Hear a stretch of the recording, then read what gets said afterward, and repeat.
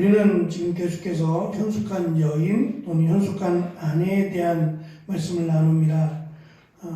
솔로몬이 이 10절부터 31절까지 현숙한 여인의 노래를 기록했다라고도 볼 수 있고, 또는 작자 미명의 앞에서 계속 30장, 31장을 부록으로 이렇게 첨부한 것처럼 또 다른 지혜자의 글을, 내용을 넣었을 수도 있습니다. 중요한 것은 이 내용의 흐름인데요.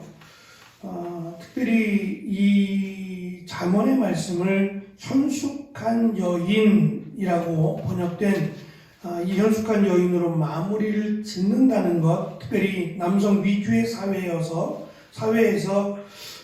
잠언의 마지막을 현숙한 여인의 노래로 마무리한다는 것도 참 의미가 있고, 또 한 가지 내일이 이제 잠언의 마지막이 될 텐데요. 잠언이 끝나고 이스라엘 백성들은, 우리 성경은 잠언 다음이 전도서인데 그들은 잠언이 끝나고 이 잠언의 뒤에 5개의 짧은 말씀들이 있어요.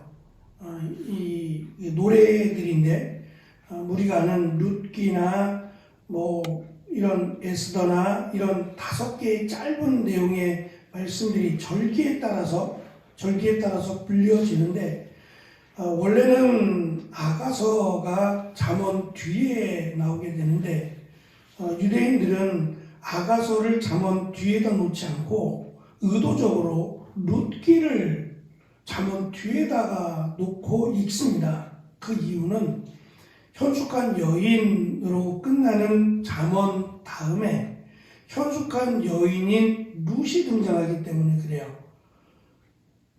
그렇게 본다면 이 잠언의 맨 마지막에 현숙한 여인이 등장을 하는 것에 대해서 혹시 이거를 유대인들이 어떻게 이해할까라고 생각할지 모르지만, 그들은 있는 그대로 잠언 31장에 이 현숙한 여인의 노래를 그대로 받아들여서 잠언의 내용에 합당할 뿐만 아니라 하나님께서 원하시는, 비록 여인이지만 아내이지만 하나님이 여인을 통해서 하나님의 그 뜻을 이루어 가시고 또 하나님이 기뻐하신다라고 하는 것을 충분히 공감할 뿐만 아니라 여자라고 하는, 당시에는 예수님 당시에도 여자와 어린아이를 숫자에 넣지 않을 만큼 소외된 계층이었는데 구약시대에는 훨씬 더 했겠죠.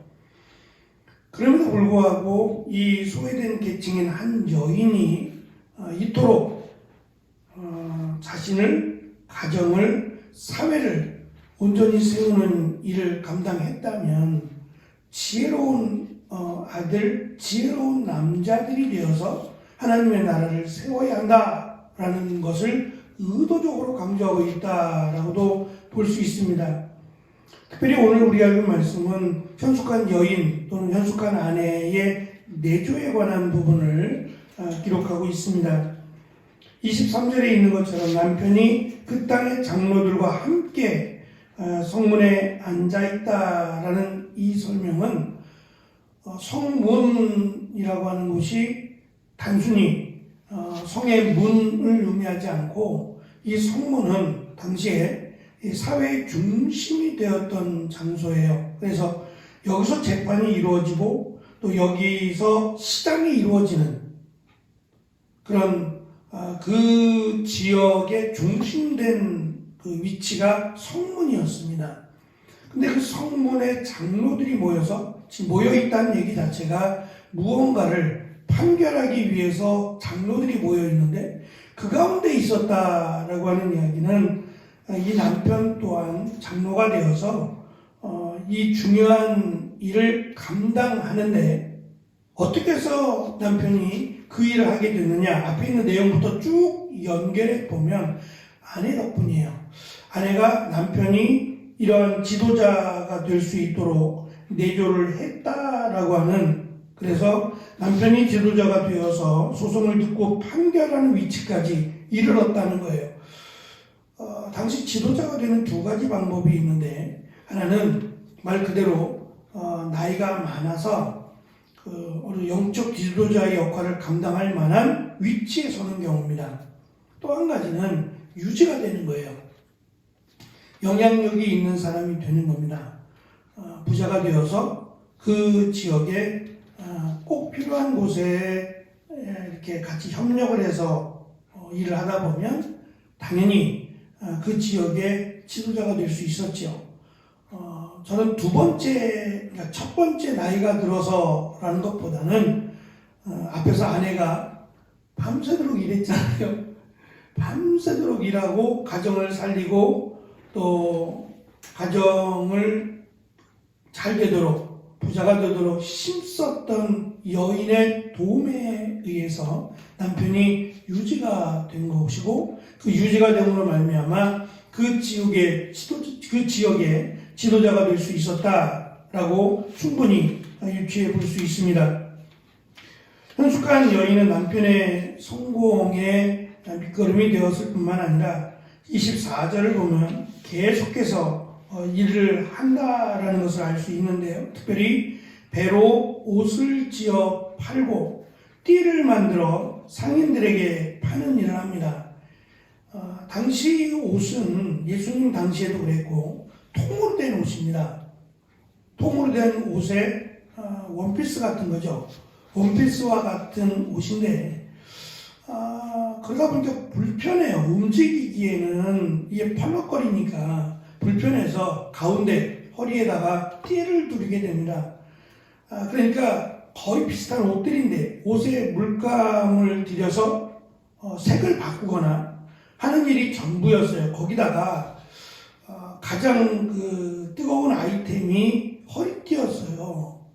어떠한 허리띠를 매느냐, 어떠한 모양이나 어떠한 색깔의 허리띠를 매느냐가 그 중요한 아이템이었다고 합니다.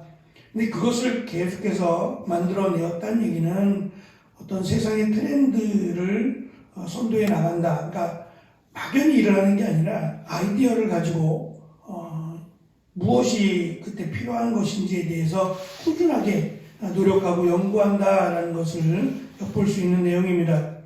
25절을 보면 현숙한 여인은 능력과 존귀로 옷을 삼는다라고 설명을 합니다. 이 말은 자신의 능력을 마음껏 발휘하지만 우아함과 품위를 유지하며 하나님께 책망을 받을 일을 행하지 않는다라고 하는 의미입니다.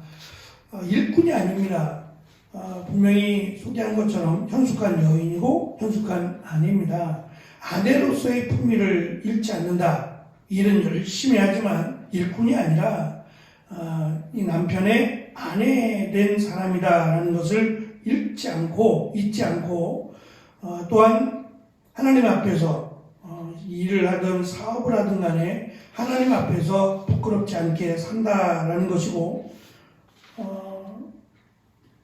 후일을 웃는다는 얘기는 미래를 웃음으로 맞이한다는 얘기입니다. 자신이 지금 하고 있는 일이 미래와 관련되어서 미래에도 계속해서 꼭 필요한 것들을 준비하며 살아간다라는 것을 의미합니다. 마지막 26절에 보면 여인은 입을 열 때마다 지혜를 베푼다라고 하는 설명은 이 여인이 하는 말이 듣는 이들에게 위로와 격려가 되는 시기적절한 말을 한다는 것을 의미합니다.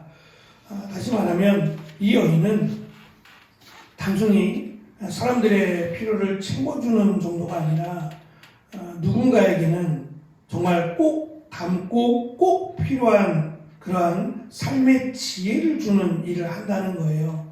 그러니까 이 여인이 하는 일들 앞에서부터 쭉 설명하고 있는 미래를 준비하거나 남편을 지도자로 세우거나 또는 세상의 트렌드를 이끌어가는 이 일들이 다른 사람들에게는 귀감이 되고 또 무언가 이 여인에게 배우고 싶어하는 보통 우리가 흔히 블루오션 또는 레드오션이라는 표현들을 씁니다. 이건 시장 경제를 설명할 때 이 피 튀기는 싸움이 일어나는 것을 보통 레드오션이라고 불러요. 예전에 우리 한국 사람들의 특징일 수도 있는데 뭐 김밥이 좀 잘 된다 그러면은 온 동네가 다 김밥집이에요. 무슨 김밥 하다가 다 김밥집 하다가 또 어느 날 갑자기 사라져버리는, 뭐가 좀 된다 그러면 다 거기에 뛰어들어서, 이게 이제 레드오션입니다. 피 튀기는 전쟁터죠. 이런 거 말고 블루오션이라고 하는 것은 새로운 트렌드를 만들어서 또 그것으로 선도해 나가는 거예요. 그러니까 당장 필요해서가 아니라 필요한 것을 찾고 그 필요한 것으로 이끌어가는 거예요. 그러니까 소비자의 필요에 의해서 만들어지는 게 아니라 생산자가 이끌어가는 겁니다. 소비자가 필요하게끔 이끌어가는 거예요. 그래서 나는 필요한데? 라는 걸 느끼지 못할지라도 그것이 만들어지고 형성이 되면 그랬구나, 내가 이것이 정말 필요하구나 라는 것을 느낄 수 있도록, 대부분은 소비자가 필요한 것을 만들어내는 일에 집중을 해요. 이게 소비자들이 원하는 거구나 라고 해서 뛰어들게 되면 거의 동일한 환경과 동일한 그 생활 속에서 거의 뻔하잖아요. 우리의 일상 자체가 뭐 거의 같으니까. 이제 그렇게 되면은 계속 치킨집만 늘어나는 거예요. 근데 사실 우리에게 필요한 건 치킨집만이 아니잖아요. 치킨집도 필요하지만 치킨집만 있으면 안 되잖아요.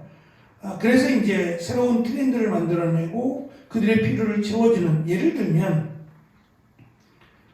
뭐 지금도 그렇습니다만 과거에 중국집이 굉장히 많았어요. 사실 중국 음식은 아닌데 중국집이라고 해서 대표적인 뭐 짜장이나 짬뽕이나 이런 것들을 팔게 되죠. 근데 소비자들은 늘 그렇듯이 짜장면을 먹으면 짬뽕이 먹고 싶고 짬뽕을 먹으면 짜장면이 먹고 싶다라는 이야기들을 해요. 그래서 만들어낸 것이 이제 반반 짜장 짬뽕이 만들어지는 그릇을 반반으로 해가지고 만들어진 거예요. 그러니까 이것은 소비자의 필요 때문에 만들어진 거기도 하지만, 또는 그 생산자가 중국집에서 소비자들을 이끌어가는 거예요. 이런 것도 있습니다. 뭐 넉넉하게 짬뽕 한 그릇, 짜장 한 그릇이 아니라면 반반씩 드셔보는 건 어떨까요? 라고 해서 만들어가는 겁니다. 트렌드를 이끌어가는 거죠. 그러니까 이런 거를 블루오션이라고 부릅니다. 우리가 생산자가 필요로 하는 것은 소비자가 원하는 게 무엇인지를 찾는 것도 중요하지만, 때로는 그 소비자들이 깨닫지 못하는 것들을 만들어서 이끌어 가주는 거예요. 그것이 이제 사실은 블루오션이라고 생각해요. 남들이 하는 걸 똑같이 따라하지 말고 오히려 소비자들을 이끌어갈 수 있는 트렌드를 만들어내는 거예요. 지금 이 여인의 모습이 그렇다는 겁니다. 남들과 똑같이 사는 것이 아니라 오히려 세상의 트렌드를 이끌어가는, 그래서 남편을 세워주고 가정을 세우고 지역사회에 필요한 것들을, 특별히 마지막에 있는 그 혀로 이내의 법을 말한다라고 하는 것은 사실 법이 있어요. 법이 있는데 이 여인이 하는 가난한 자들을 돕고 배려하고 이런 것들이 당시에 있는 법보다 우선이 되는 거예요. 법은 대부분은 이 잘못된 것들을 막기 위해서 만들어진 겁니다. 그러니까 힘있고 약자들을 무시하는 이제 그것들을 제한하기 위해서 법을 만들게 되는데, 그것보다 상위법이라고 하는 것이 사실은 도덕법이에요. 가장 사실은 더 소중한 게 도덕법이죠. 그 도덕법이 지켜진다면 다른 법들은 사실 크게 의미가 없어요. 죄를 짓지 않으면 다른 법들은 무의미하잖아요. 마찬가지로 이 여인이 행하는 이 삶의 모습이 이 법보다 더 소중하고 법보다 더 위에 있는 상위법이 되어버려서 많은 사람들이 귀감이 되어 그 여인으로부터 이 여인이 하는 말을 듣기를 원하고 이 여인이 하는 삶을 배우고 싶어 한다는 거예요. 누가 가르치지 않아도. 그러니까 지금 이 여인이 가르치는 것을 좋아하고 또 그것을 잘해서 다른 사람들을 가르치는 것이 아니라 이 여인의 삶 자체가 가르침이 되어서 많은 이들이 배우고 싶어하고, 또 이 여인이 하는 말이 법보다 더 소중한 말이 되어버렸다는 거예요.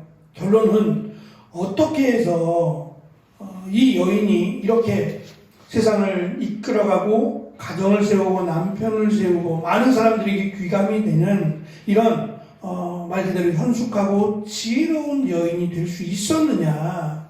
이제 그 답을 마지막에서 잠언을 마무리하면서 마지막에서 당신도 이와 같이 지혜로운 현숙한 여인이 될 수 있다라고 하는 것을 마무리해서 요약해서 우리에게 가르쳐 줍니다. 결론은 그렇습니다. 결론은 30절에 있는 것처럼 여호와를 경외하는 여자 그리고 그 손의 열매가 그에게 돌아간다라는 것을 확신하며 살아가는, 그러니까 당장 눈앞에서는 손해가 될 수 있어요. 자신이 가진 것, 수고해서 애쓰고 힘쓴 것들을 가난한 자들에게 나누어주고 그들에게 사랑을 베푸는 일은 어떻게 보면 생산과 소비의 입장에서 보면 소비잖아요. 무언가를 심고 얻는 게 아니라 베푸는 거잖아요. 계속해서 베풀고 나누어주는 겁니다. 그런데 거기에 무슨 열매가 있겠는가라고 생각할 수 있지만 열매가 있다는 거예요. 그것은 하나님이 그 손에 열매를 주어준다는 거예요. 그게 이제 하나님의 약속인데 그 약속을 믿음으로 이 여인은 그냥 퍼주는 여인이 아니라 하나님의 약속과 하나님의 은혜를 믿고 또 자신이 할 수 있는 것, 또 해야 하는 일들에 소홀하지 않고 지혜롭게 현숙한 여인의 일을 감당할 때에 작게는 자신이 그리고 가족이 그리고 그 여인이 속한 지역사회가 하나님의 은혜를 받는 귀한 열매를 맺는다라고 하는 것으로 마무리를 합니다. 현숙한 여인과 사실 지금 우리가 살아가는 사회에는 동일할 수 없습니다. 우리가 어제도 말씀드린 것처럼 지금도 사실은 슈퍼우먼이죠. 거의 대부분의 여성들이 일을 하니까 가정일을 하랴 또 사회 일을 하랴 참 버겁고 힘든 일을 감당하는 슈퍼우먼들입니다. 거기에 더해서 지금 이 현숙한 여인의 모습을 생각하면 정말 엄청난 일이죠. 하지만 당시에는 이렇게 여자들이 거의 대부분의 일을 해야만 했습니다. 이제 그것을 바탕으로 해서 단순히 일하는 여인뿐만 아니라 가정을 살리고 지역사회를 살리는, 그리고 특별히 하나님이 원하시는 이스라엘의 나라를 세워가는 일에 중심이 되는 역할을 하고 있다는 점에서 현숙한 여인으로 이 잠언의 내용을 마무리한다는 것이 참 귀하다는 생각을 했습니다. 어쨌든 우리의 삶의 기준 또 우리의 삶의 바탕에는 이 현숙한 여인이 그랬던 것처럼 여호와를 경외하는 것 그리고 하나님께로 받은 그 은혜 인자를 나누어 주며 사는 것, 이것이 가장 기준이 된다는 것을 기억하고 우리도 그렇게 지혜로운 자로 현숙한 자로 살아가는 귀한 은혜가 있기를 축원합니다. 기도하겠습니다.